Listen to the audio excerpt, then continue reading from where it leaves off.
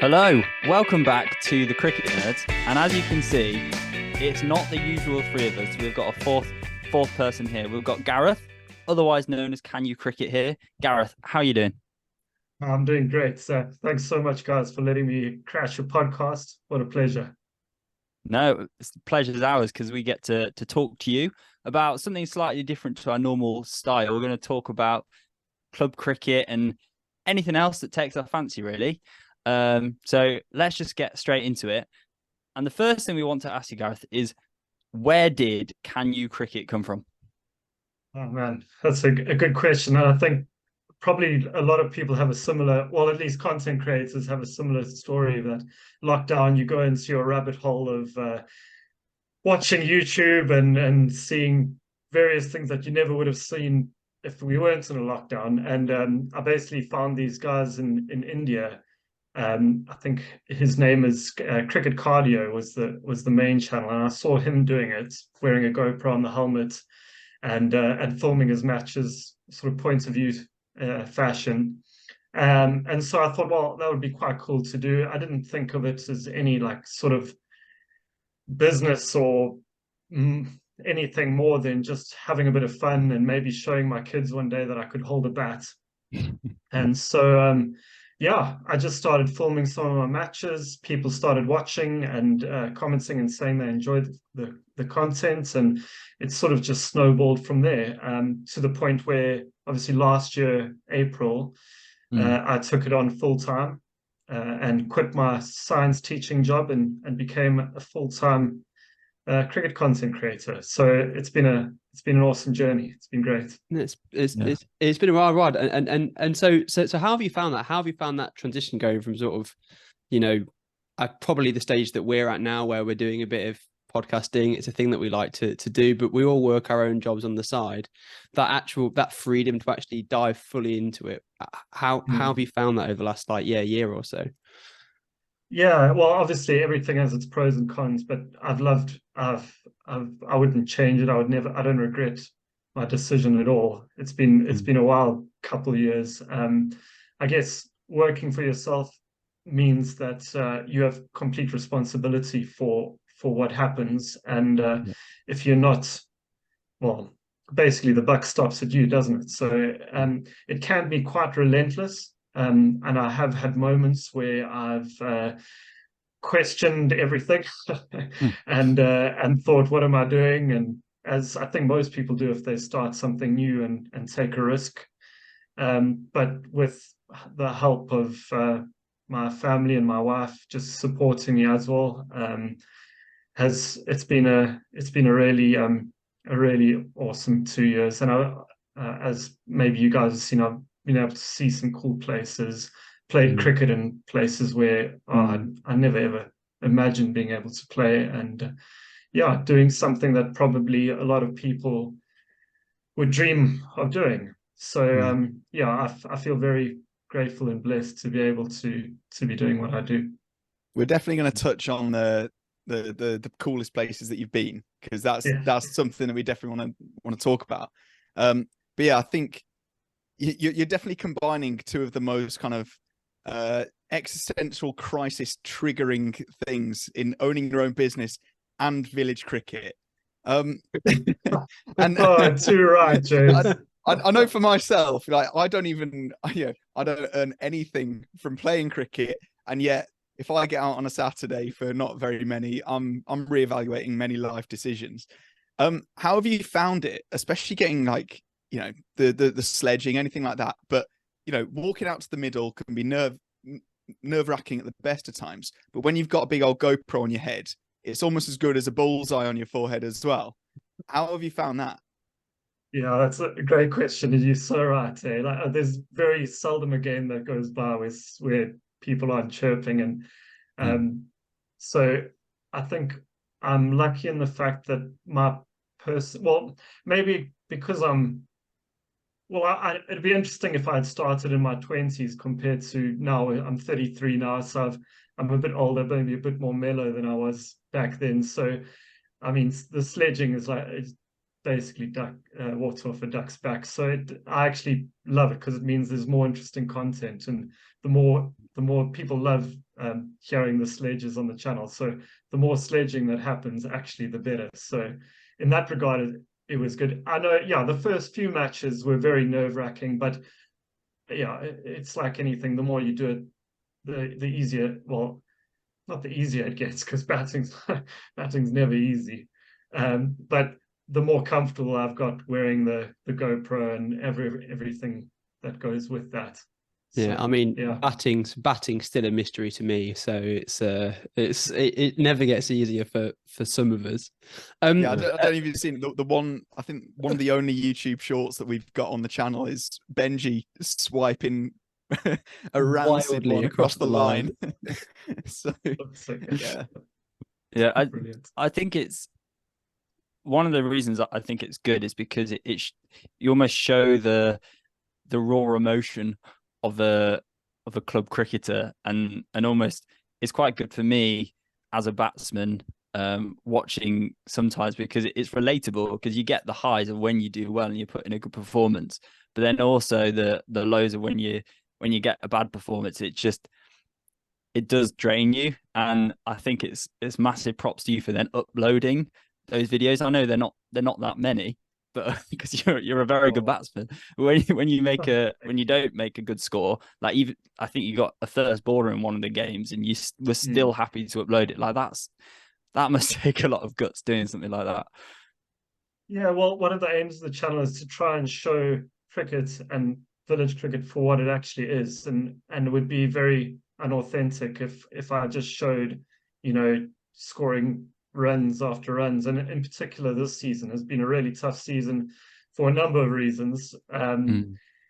Yeah, I think the weather's played a part. It's been really wet, so the pitches haven't been as easy to bat on, and having a young kid means I haven't slept as much as the previous years, so I'm tired sometimes going into matches. So these are just things that life throws up at you, and cricket is just a great leveler, and no matter how many runs you score, there's going to be times when you go through tough times, and yeah, you've got to. It's just part and parcel of cricket, and it makes the good times all the more sweeter. Yeah, I mean, I think the pitches have been, spot on this year. I'd like, you've been nipping both ways. It's been a phenomenal year for a bowler. So it's so you're a bowler, Benji. That's right. I took my first ever 5 for this year, so and definitely not helped by the pitch at all, I'm sure. Yeah, okay.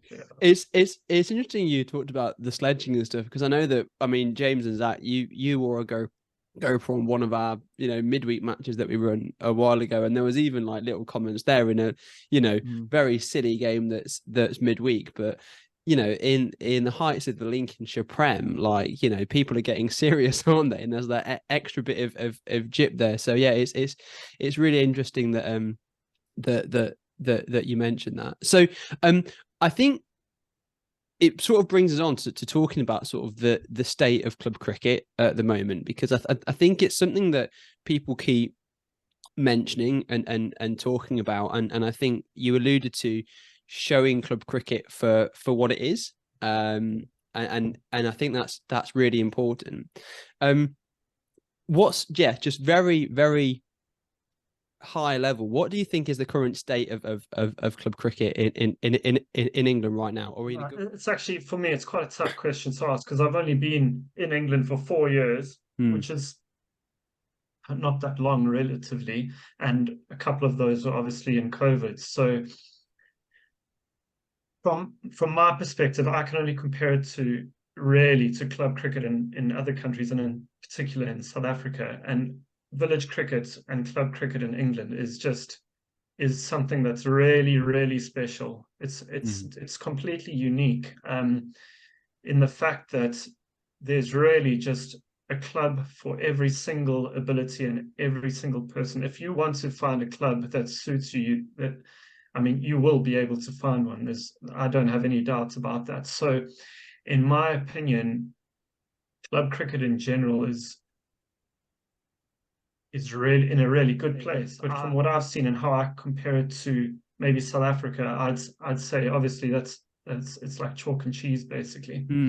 But I will say that generally, particularly in more rural settings and rural contexts. I think there has been, actually, if I think about it, generally some of the clubs are struggling for players, and every weekend they are trying to rope in players to from wherever they can to sort of fill their teams and get games going.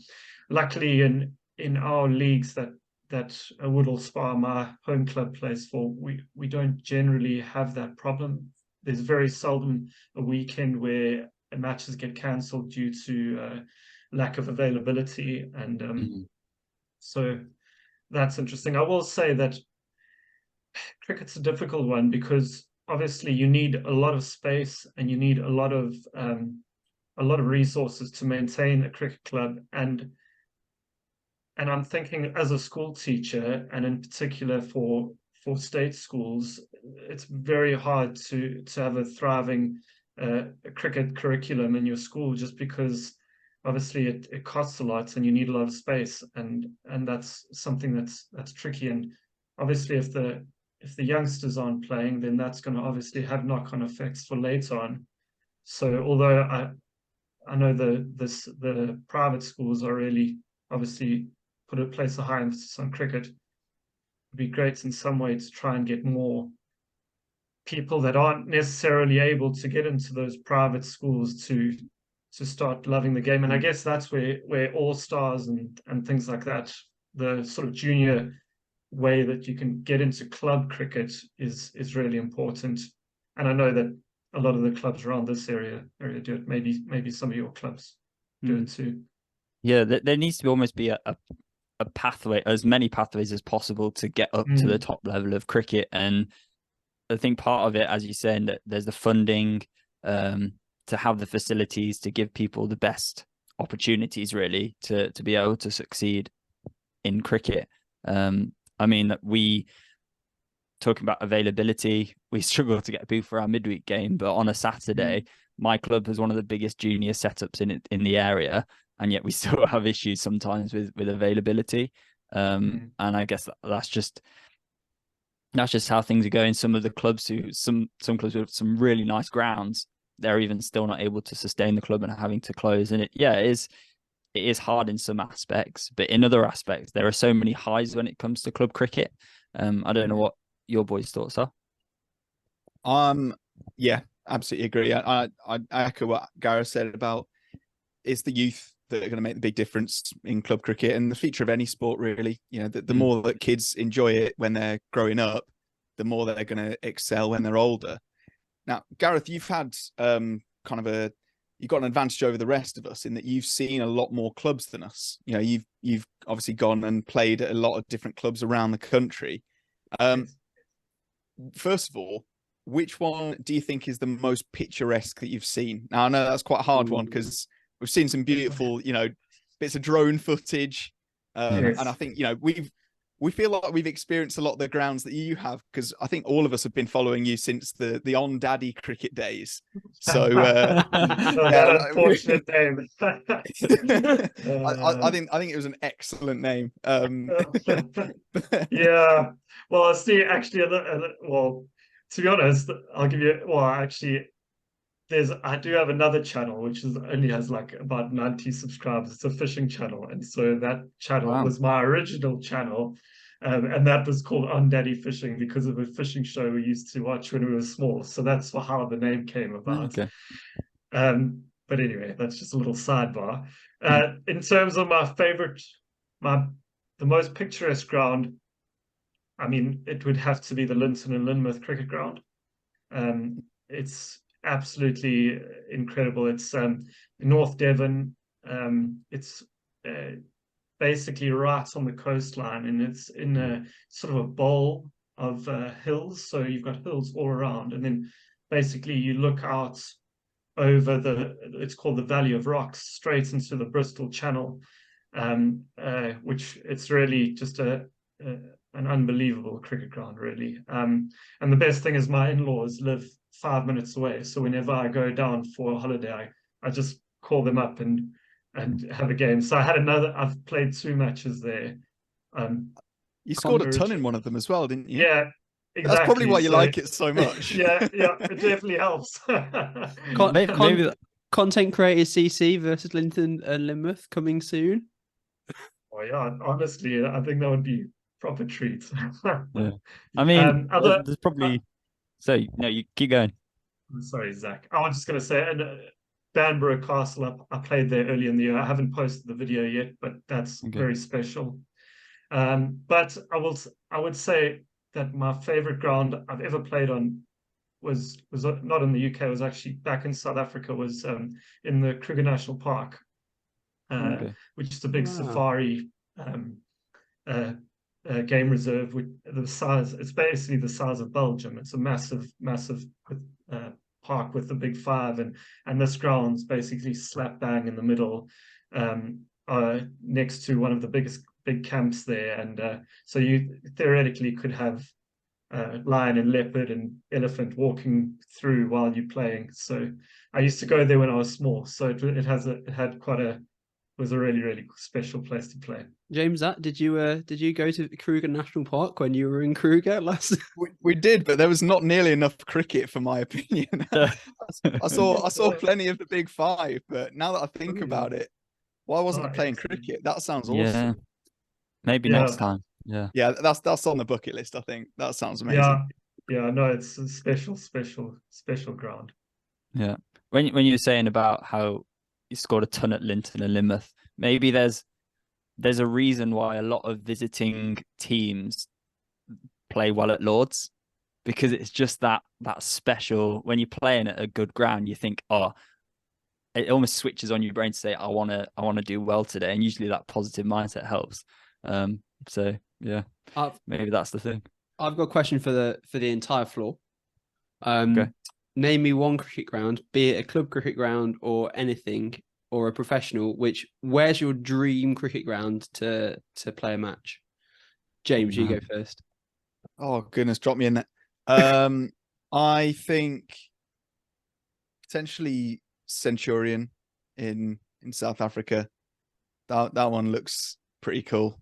Yeah, I wouldn't mind playing a game there. I'm also going South Africa, but Newlands Cricket Ground. For me, with the view of Table Mountain, I've been to Newlands Cricket Ground, not watched a game there, but I've been there, and yeah, that was next level. I'd love to play there. Go on, Gareth. Yeah. For some reason, I don't know a specific ground, but I've just got this vision and dream of playing a match in the foothills of the Himalayas. So in Nepal, I'd love to play a match in Nepal. So if any Nepalese listeners that know of a cricket ground in Nepal, give me a shout. Well, there is a cricket ground that's near base camp at Mount Everest, I'm pretty sure. So there are cricket grounds around that sort of area. So yeah, that would be a dream. I'd love to play at Gaul in Sri Lanka. I think that just next to that little, the little village on the edge where you can see the sea from even though it's an absolute dust bowl and would never be able to get off the mark at Gaul. It would just be beautiful to play there, wouldn't it? I just realised I said Centurion. I meant to say Boland Park because that's the one I've actually been to. Centurion, no, sack that.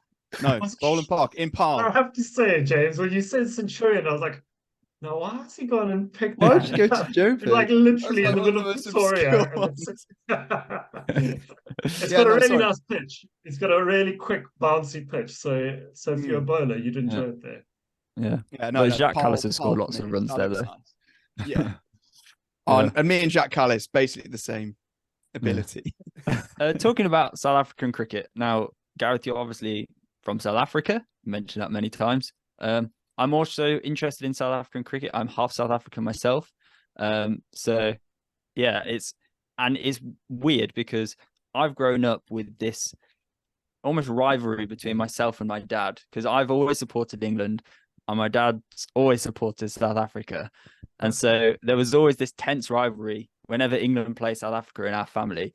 And South Africa were a scary team when you had people like Hashim Amla, Jacques Callis, Graham Smith, Herschel Gibbs, the list goes on. Sean Pollock, Dale Steyn. Dale Steyn. They had some incredibly scary cricketers to face. Whereas nowadays, it's the rivalry's not there because England generally do quite well against South Africa. What do you know? Can you give us an insight into what's going on over in South Africa, which is causing these things to happen? I know they've done well in the recent series against Australia, but overall, the picture of South African cricket isn't as strong as it was maybe 10 years ago. Yeah, well, I guess some of it comes down to just the natural ebbs and flows of countries. Sometimes you go through good patches and other times you go through lean patches, but I think the last few years have been particularly lean in terms of our results and the players. I think our bowling, I'm thinking particularly about Test cricket at the moment. Well, put it this way, we toured Australia, was it last year? And obviously touring Australia, as you guys know, is just complete, like it's one of the biggest challenges in cricket. And but even when in the early 2000s and things like that, when Australia were at their real pinnacle with Warne and McGrath and everyone, we thought, well, with the players we have, there was a slight chance that we could have an upset. But this was the first time that I watched a series and I thought, well, there's just absolutely zero chance of us winning even a test, winning the series, because our batting just looked so vulnerable. Our bowling has been all right with Rabada and Nokia and Maharaj. I think they sort of comparable to some of the best in the world. But our bowling our batting was just so brittle that it was really tough. South Africa is an interesting place. It's very complex in so many ways, but the political landscape means that it makes it quite difficult to how do I put this? Basically, it makes it difficult for some people to be able to get into teams and in various ways. So it means that a lot of players inevitably move overseas, and that's why you have basically England being the South African B second team or B team or whatever, like which it was. It was for many years. Yeah. And so for example, someone like Kyle Abbott, who's been part of Hampshire for a whole lot of time now, who should have got a whole lot of more matches in South Africa, means he probably didn't. Okay, given he did have a pretty strong bowling lineup that was keeping him out with Morkel and Steyn and everyone, but he should have got a lot more. Plus, obviously, the lure of the pound is also something else. It's and you can see it now with de Kock retiring at the age of 30. AB de Villiers retiring at 33 when he could have easily had another 3 or 4 more years. And when you're losing world-class players like that before their time, it puts you behind the 8 ball a bit, doesn't it? So unfortunately, I think the main issue is that South Africa as a whole is quite a volatile country, both economically and socially, and it makes it difficult for people to see a future, and that's why in the country and staying in the country, and that's why you have so many people immigrating to other countries. So it's probably that's probably quite a simplified version, but then there's probably a lot more complexity to it. But I just touched on some of the things that make it a bit more difficult. Because then every time we see South Africa play, like as we've just seen in the recent tour from Australia, especially talking more in white ball, red ball, there's struggles there. In the white ball, you can see these performances that just come out where we'd written off South Africa after the first 2 ODIs, and then suddenly they come back and you've got Temba Bavuma smashing hundreds, and you've got the likes of Heinrich Klaassen smashing like it all over the shop to get these massive scores. It's like it's just I think you said a comment earlier, which was cricket is the great leveler, where at any time anyone can just pull out one of those performances, and it's just a wonderful thing about this game, isn't it? Yeah. But James, you often make a point, don't you, about South Africa, if they had all the players that they could, if every South African born cricketer played for South Africa, they would just be world beaters in every format. Yeah, absolutely. You look at some of the best players in every country, and I think my mic just went weird. So many of them would be or are South African. You look at the way that Glenn Phillips performs on a regular basis, South African. Marnus Labuschagne, South African. Jason Roy, unlucky to miss out. By the way. Labuschagne, yeah. I did like that from the South African commentators actually in the ODI series. I appreciated that a lot. It is a shame, but also looking at South Africa's team going into the ODI World Cup, you see that if all of those players performed to their potential, South Africa could win. They are completely in the running. Inevitably, you can't say that, James. You can't give us more hope, and then we choke as usual. No, I've been an England fan for a while now. I know what it feels like to actually hope when really there is no hope. But for South Africa, it's I think that almost hurts more, the fact that they have the players that could do really well, but it's putting it together at the right time. That's where things get more difficult, isn't it? The other day we played a little 40 over game, and I tried keeping with the GoPro on. And first of all, my wicket keeping is I'm going to be really kind to myself and say it's mediocre. Questionable. It's questionable. Let through that many buys. Yeah, fortunately, the SD card got full, so we don't have to put it up on YouTube. Thank goodness. But one thing I did notice was I found it was quite heavy. So first of all, do you have a really strong neck now from having the GoPro? But also, have you found it's improved, or how has your batting kind of changed, or has it got better or worse since batting with the GoPro on all the time? No, to be honest.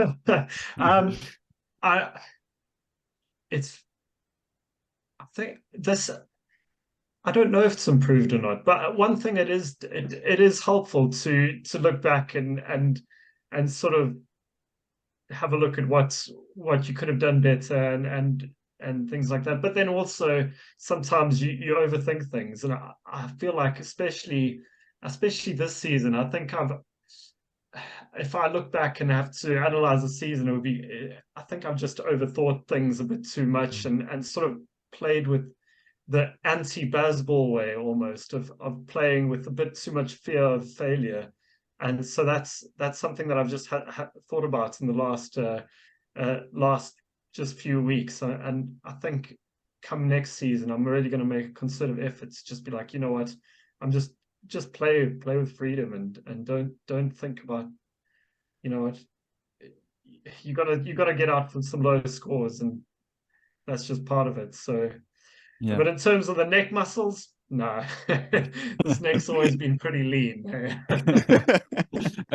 I guess also you've got the playing for the club you do, having the experience of Prasanna Jayawardena and Matt Carter, that must help you in spades, really, in terms of that improvement.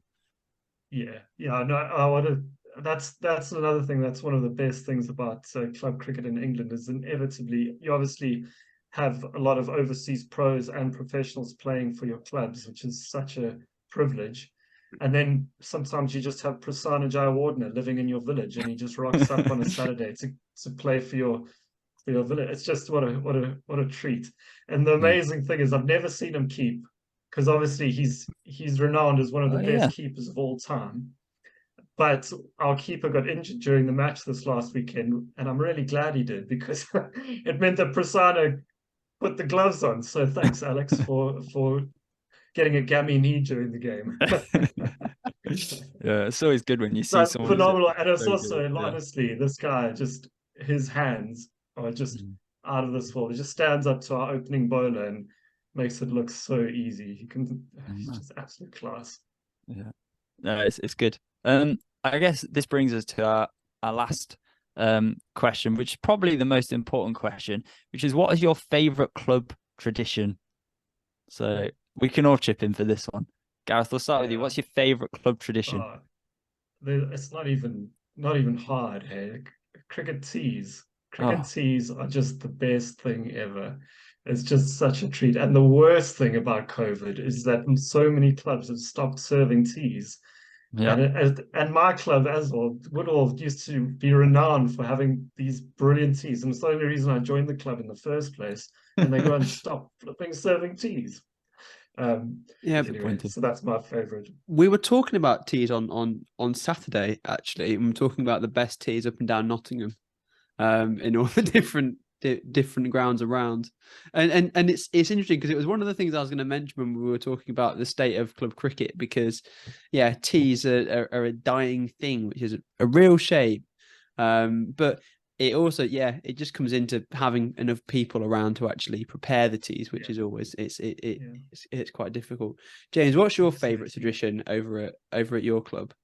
I was going to ask, is there any other answer other than cricket teas? And I say this as somebody that I didn't get into club cricket until teas kind of died out. Like, I only started playing club cricket sort of back end of COVID and coming out of that. So my club's never done teas. I've had a cricket tee maybe once or twice, and when I had it, I was like, "This is brilliant. Why don't we do this every single week?" And it changed the game. But one thing I really like actually is a jug. You know, when you perform really well, you have to buy a jug, and it's the only situation where you are happy to spend a ridiculous amount of money on some relatively disappointing beer. But it's a good feeling, you know, you're sharing it around your teammates, and it's a wholesome moment. So I think I'll go for that as the second. Have you got any others, Zach, other than food and beer? Fines. Fines. Fines is another good one. But yeah, cricket teas, it has to be up there. I remember when we had teas and you could tell who was available for matches based on which team you were playing against. Some people will only tick thumbs up if they knew they were playing at a ground where they got a good cricket tee. And maybe that's the reason they're no longer playing cricket, because there's no more cricket tees. Maybe it's the way forward. I don't know. But yeah, cricket tees, bring them back. We'll start a petition. In the comments, let us know because you know a lot of our viewers aren't actually from England. So do let us know, in your country, do they do cricket teas? If so, what is the best thing in the cricket tee? That's what we want to know in the comments. When we say tea, we just mean the meal between the innings, because when you say tea, I'm thinking, well, just a cup of tea or whatever. So from an international perspective, people might be wondering, what the heck are we talking about? You know what? Yeah. So food just is the what I'm meal. talking about. Exactly. Yeah. Right. I think that's all we've got time for. So thank you so much for watching. Don't forget to like and subscribe. Check out Gareth if you haven't already. He's on Can You Cricket. It is excellent. And if you want to actually feel like a decent batter, watch him and shadow bat with a VR headset, and you're all right. But yeah, thank you so much for watching, and we'll see you next time. Goodbye.